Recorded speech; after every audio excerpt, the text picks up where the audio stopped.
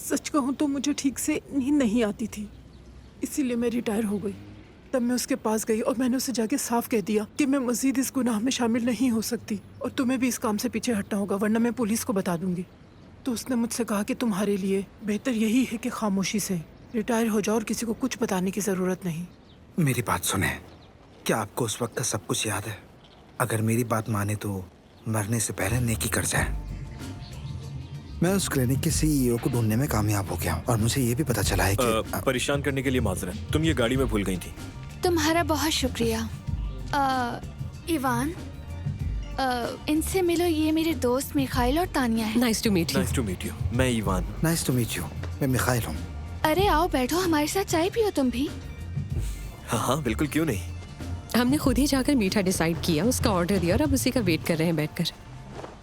चलो तो चलकर हम खुद ही ले आते हैं।